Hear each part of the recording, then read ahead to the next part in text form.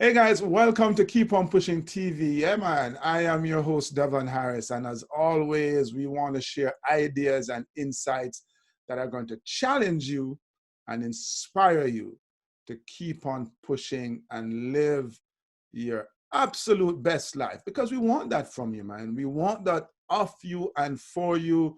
And if you want the same, yeah, yeah, man, you are in absolutely the right place. So again, welcome to Keep on Pushing TV. Our guest today wears many hats. He's an award-winning professor, a consultant, a radio personality, an author, a trainer, a speaker, the list goes on. But he's also a tattooed biker dude. And as one of those guys, he has actually broken the mold and that has led him to become one of the most in-demand leadership speakers in the world. His focus is on authenticity and the aspects of interpersonal relationships that drive something that all of us, I believe, are interested in, and that's personal and professional success. And so without further ado, I'm really excited to welcome Todd Dewett to the show. Todd, welcome to Keep on Pushing, bro. Hey, it's great to see you. I appreciate you having me. Love your story. Very happy to be here, man. Yeah, man. Thanks for coming. So Todd, I am really big on authenticity. And I think most people are as well. But it's strangely enough one of those things that I don't think we know how to define. How would you define authenticity? I'd back up where you started there. It's a really interesting comment. Everyone, when I talk to them, and maybe for the better part of 10 years, I've been talking about authenticity in some form now. They all get it. They all go, yep, I value that. I see why it's good. The question is, do we actually care about it enough to behaviorally kind of enact it and be authentic? And there's a couple things there. One is people aren't sure exactly how to define it. What does that mean? Does it mean I tell you personal things I'm not supposed to tell you? Or does that mean I just loosen up and stop being a stiff professional?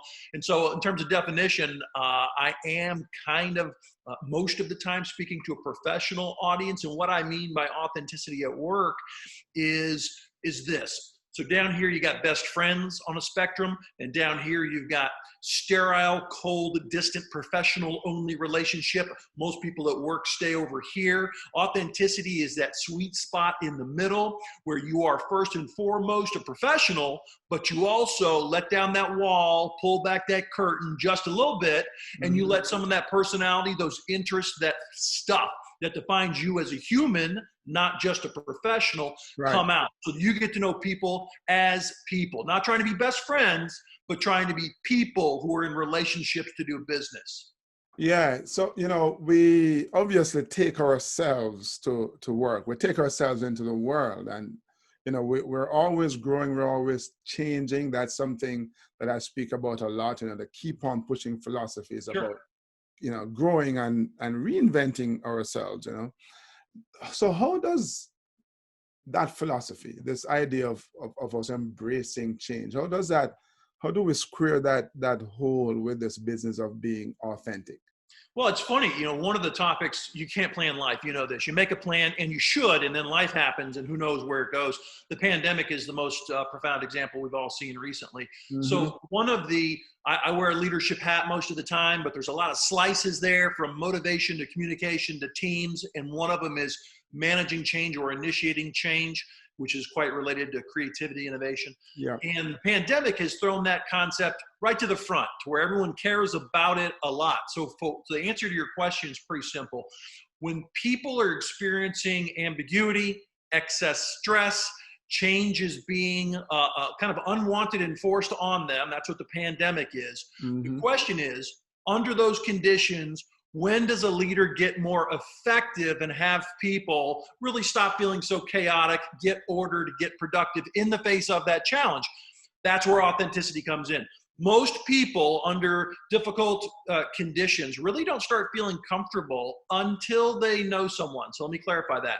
You can believe in someone's title and their authority, but to get comfortable and then really productive under difficult conditions, that requires knowing them a little, liking them at least a little.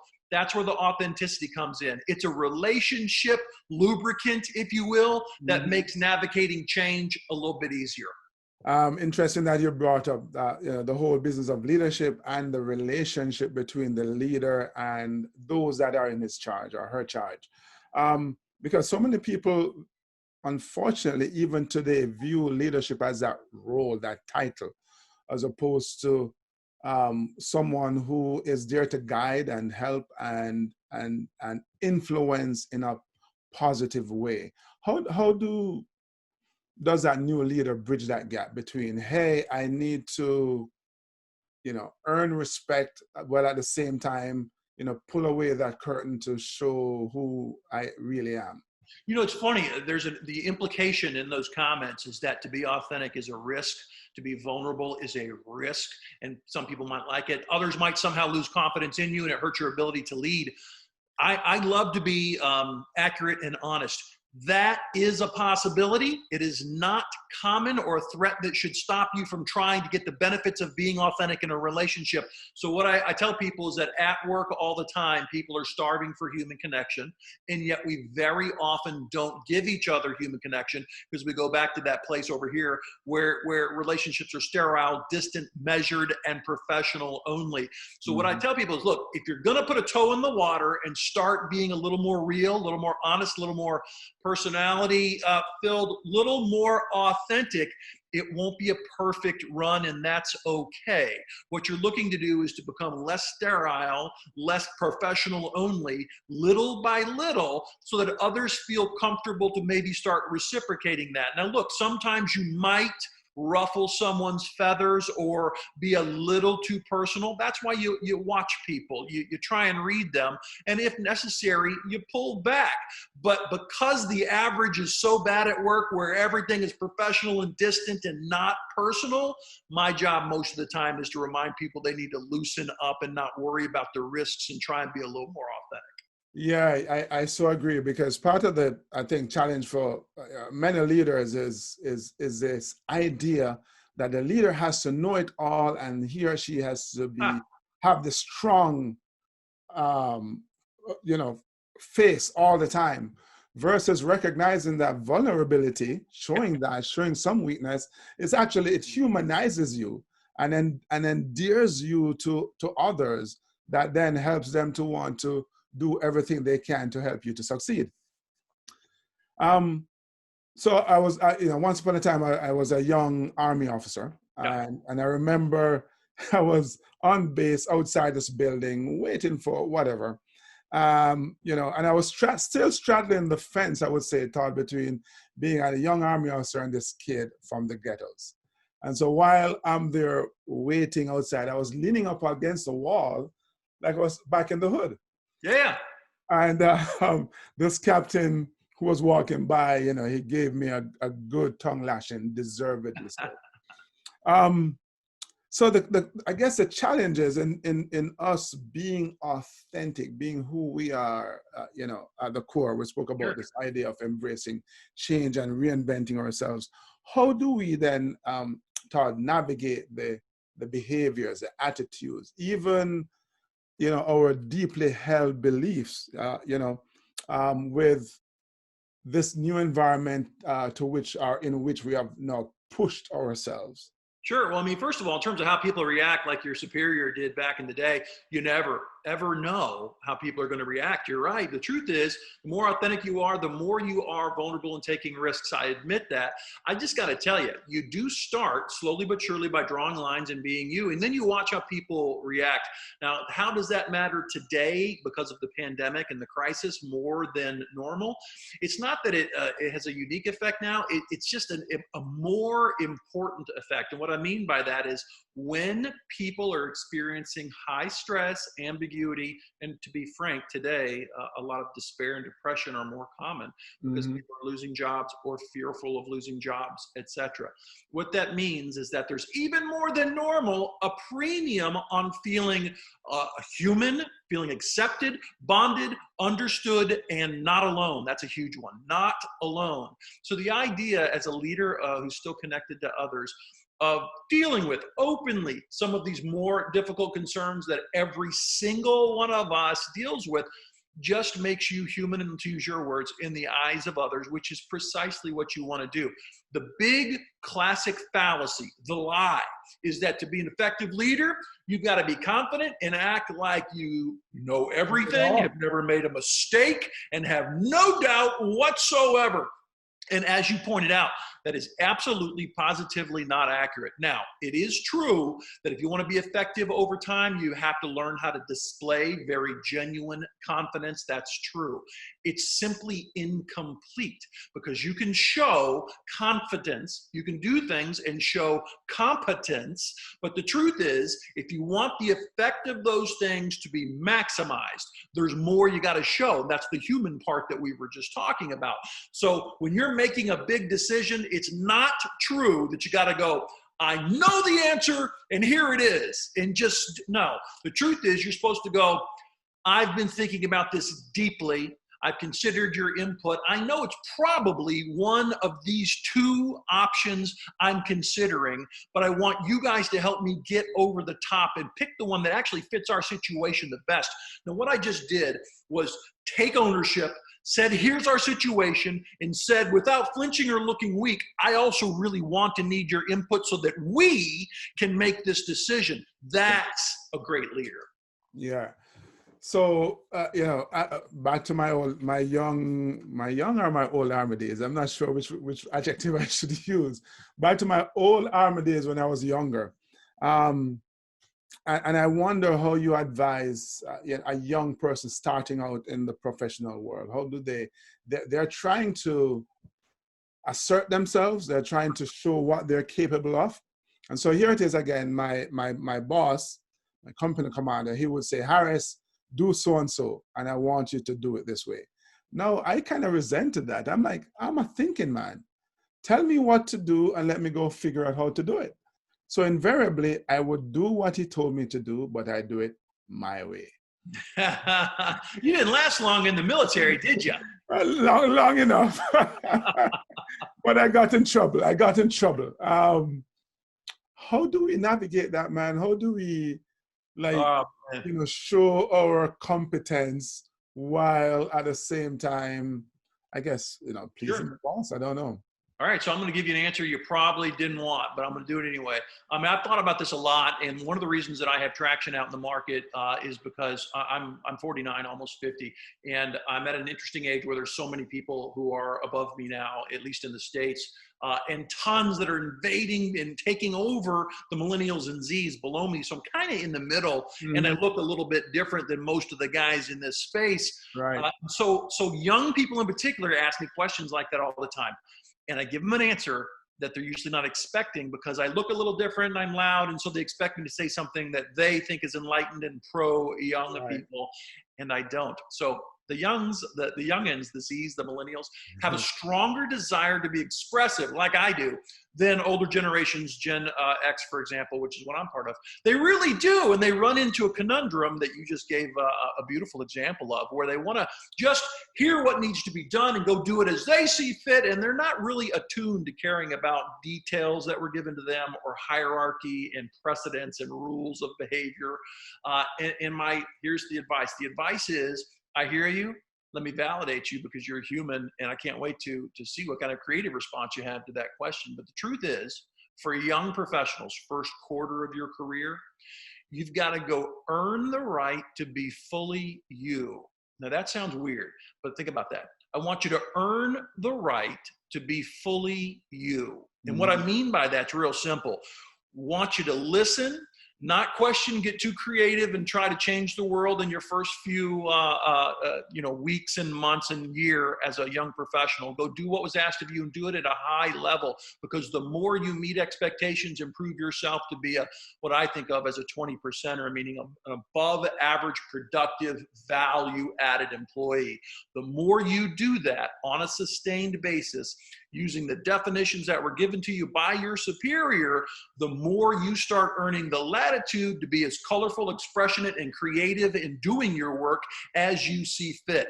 By year 3, by year 5 of your career, if you've proven with a great track record that you know how to get things done following basically the established rules and precedents and norms, you will have earned plenty of latitude. And I can tell you this, I love telling young people this, when you think about being in year 10, which sounds a long way off for some of you, but it's really not.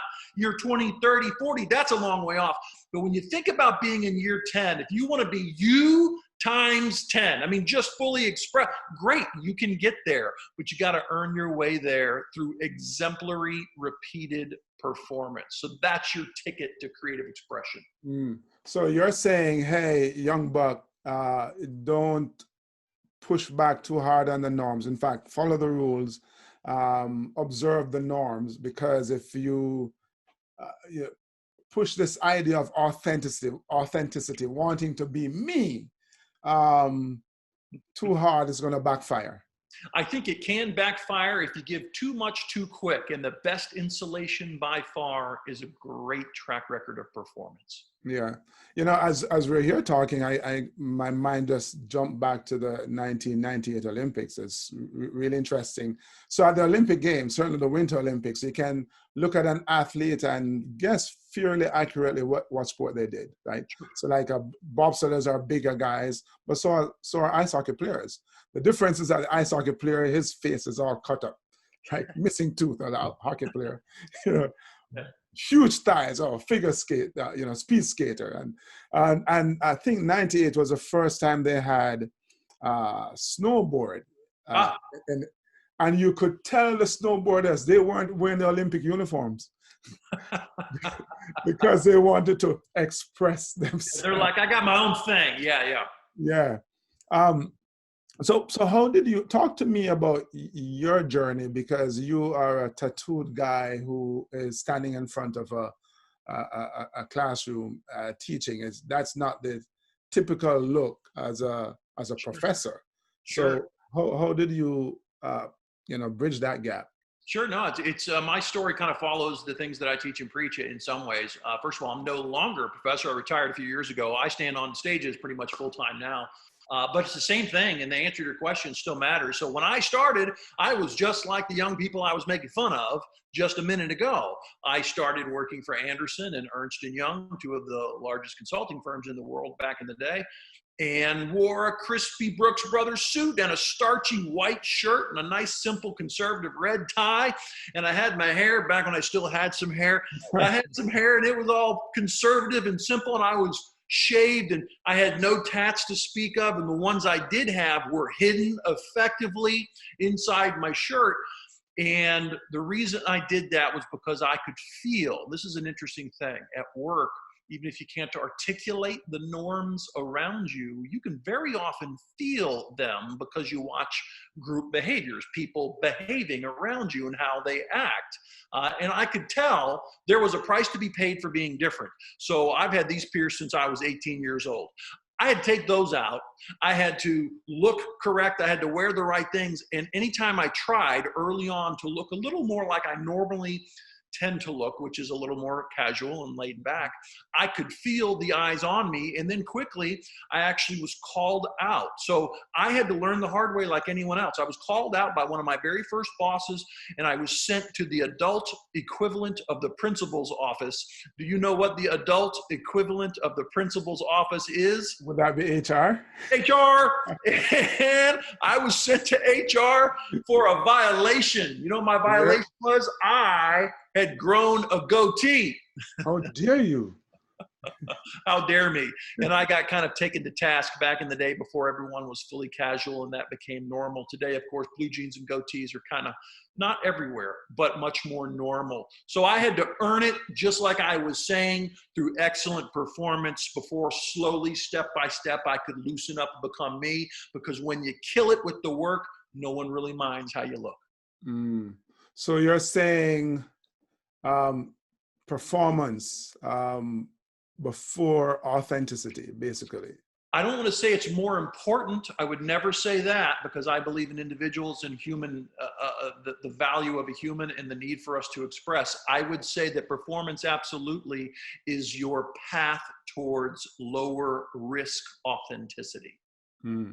How did you make, or perhaps why do you make that, I guess, that transformation from the classroom to the stage? Well, it is a journey, isn't it? So for me, when I think about success in life, career success, I think about one word above all else, and that word is fit. That is, how much do you naturally, based on your personality, interests, and skills, align with whatever the job might be?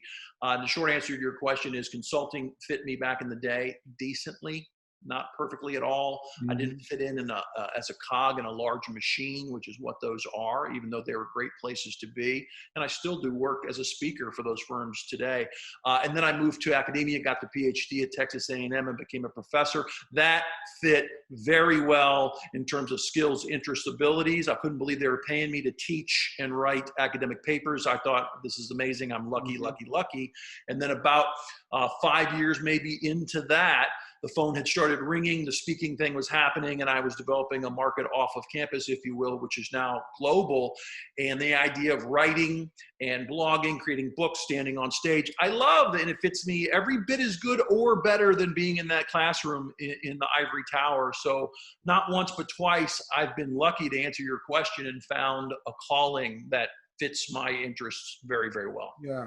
You know, I often use the word authenticity a lot, actually, when I advise up and coming speakers. I'm like, hey, the most important thing you can be is authentic, right? Yeah. Because people just know, man. How many times have you met someone and you go, you know, I don't know what it is, can't put my finger on it, but there's something off with that guy or that girl.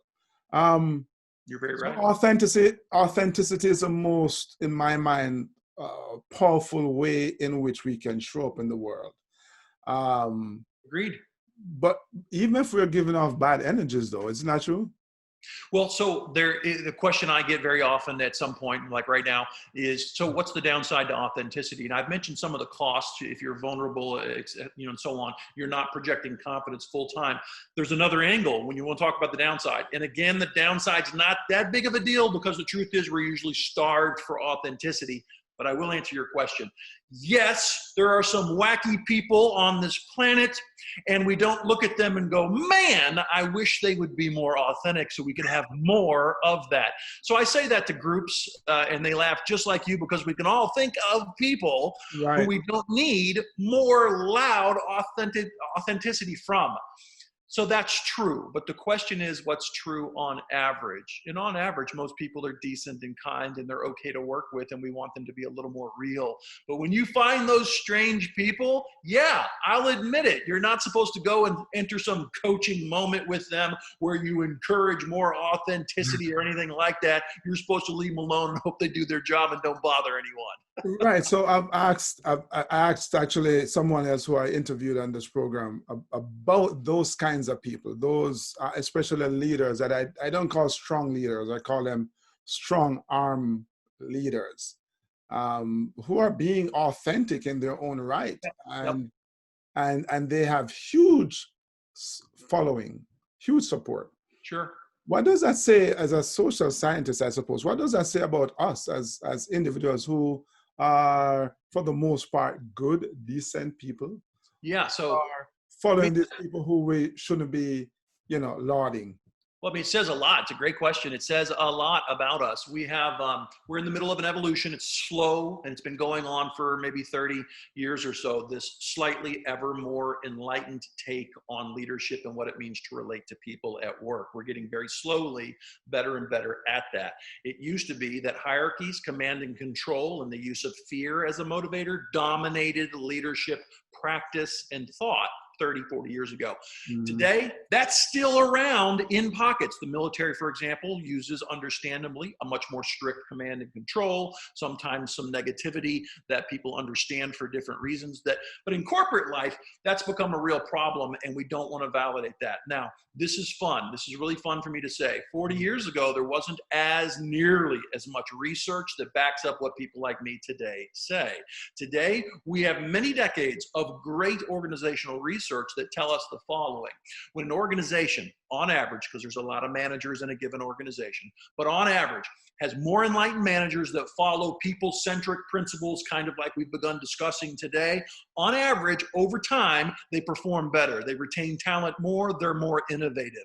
That's not something we're just telling you we think is true. We've got good data that suggests that's true. So if you see that boss who's not inspiring, and maybe they're too strong-armed, to use your phrase, and yet they've got a good following, here's what I know as an observer, as a social scientist who walks in and looks at people on occasion. I got to tell you, here's what I know. People are lost in their love of performance with a narrow view of performance. That is to say, the metrics we care about, whatever those metrics might be, sales, costs, satisfied customers, who knows what they might be.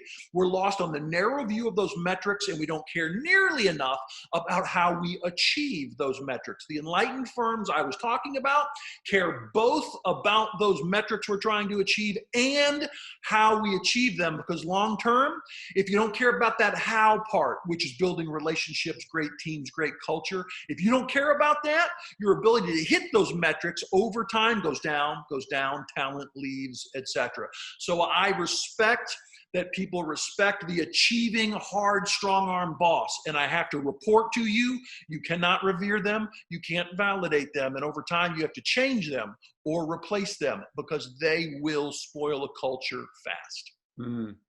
So how do you, whether it's a strong-arm boss or, a decent guy, you are a straight shooter and you have not the best news in the world. To deliver? How do you do that and still be true to you?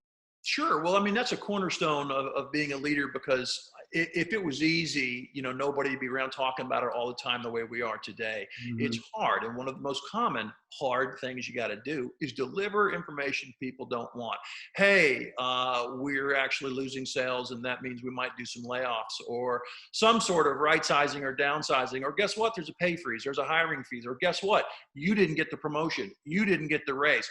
That's a normal thing, giving difficult information. So my advice is always this: stop the ounce of sugar thing your mom taught you, where you're supposed to ease into it with innuendo and sweetness and get to the negative thing. No, you're supposed to value positive candor. Candor means forthright, saying it, getting to the point without beating around the bush, but you can do that kindly or positively. So if I got to say, Devon, look, you didn't get the promotion, I'm not going to take 5 minutes. I'm going to sit down and say, thank you, I know you're busy. Let me start with saying you didn't get the promotion. We can talk about that to make sure that you know why I made this decision and maybe how you feel about it or what you want to do about it, because I want to help you moving forward. But that is the decision that was made. So that was basically kind, clear, and straightforward.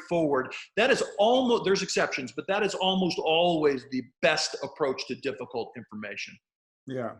How about, I guess it's connected, making those difficult decisions for the firm, for the company, for the team. Again, some leaders will see this thing as a popularity contest, right? They don't want to make that tough decision, and so they kind of beat around the bush in a really inauthentic way. How do you suggest they approach this? Right, you're asking really, really good central questions, man. This one hurts a lot of people in practice in leadership roles because they want to be liked, is the word I would use. It's just like popular, man. They want to be liked. And I have to tell people, there is a coin of the realm, a thing you're chasing that is far more important than being liked or popular. That thing is respected, because long term, and there is good research to back this up, you can make decisions that people do not always like, that do not always benefit them. But if they understand and believe in you, hey, you have integrity, hey, you included us in the decision process, hey, you explained your rationale, so whether I liked it or not, I understand the decision. When that's the context, they will absolutely accept and abide by decisions they don't love and still respect you. Even if they like you sometimes, don't like you other times, like you, don't like you, they will respect you and stay committed to what we're working on. That's the power of having a good leader with integrity and transparency. You know, that I word is so powerful, Todd. I so agree with you, because if people know that you are an up and up, Yep. you know, kind of guy or girl, who will tell them the truth and, you know, be always open and transparent to them. Yes, you'll have to make decisions that they will not like one bit, but they trust you. Correct. They trust that you are making this decision, arriving at this conclusion from a, you know, almost pure place, from a good place. Correct. When you work, you know, whether on the stage or just working with companies, what would you say is perhaps the biggest hurdle that they have to overcome, whether at the leadership level or just in terms of interpersonal relationship, true interpersonal relationships? Great question. So, you know, I mean, there's probably 20 ways I would love to answer that. Let me give you just one.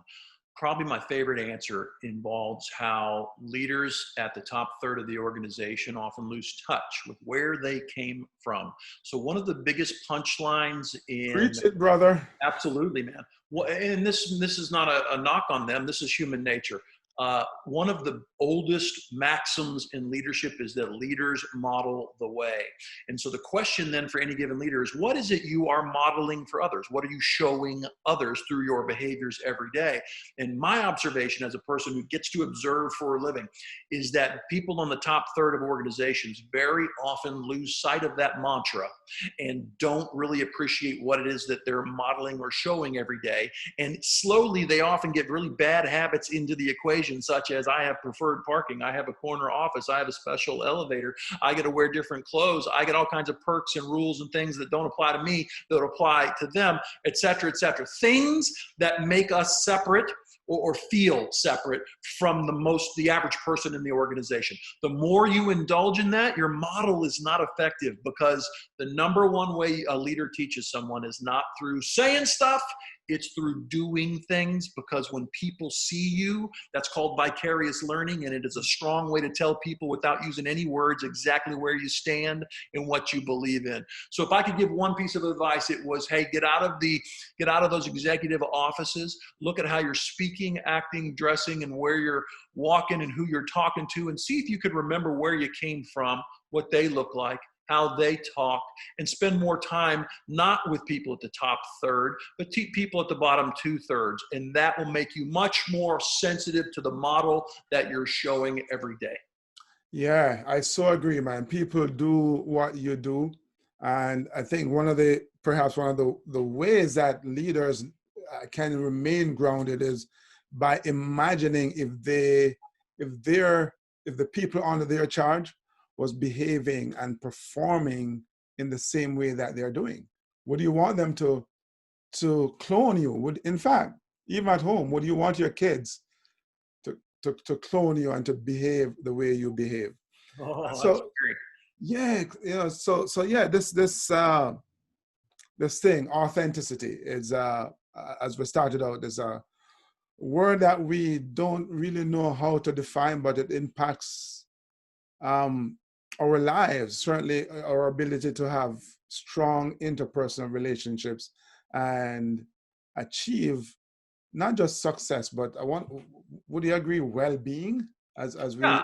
I mean, navigate the world? we're just at the front end of an era, really, where we care about stress and burnout and well-being and our physical and mental selves. I mean, we're just now beginning to admit that work life is the number one health threat on planet Earth, and it is. There's plenty of science to back it up. It's not quite in common conversation yet, but sitting, feeling the stress. There's 20 things we do as core parts of our work every day in office environments that are causing health problems. So the idea, and we're just now beginning to think about how leadership really impacts mental health on top of physical health, and there's plenty to talk about there.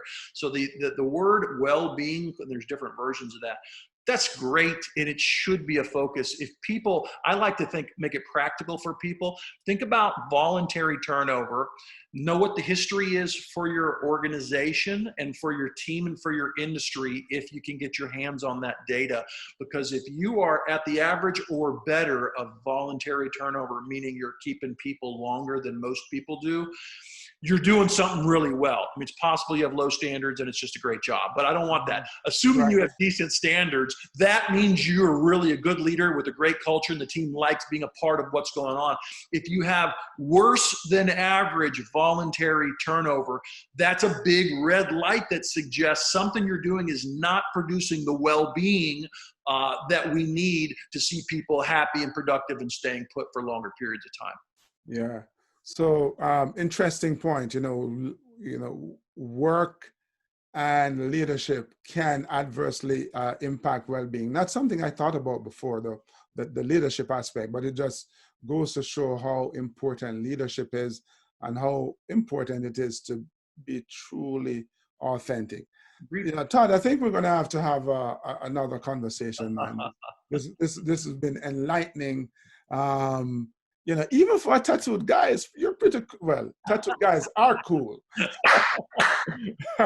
Defying stereotypes, we are. Enlightening. Wow, that's a bonus, dude. So thank you so much.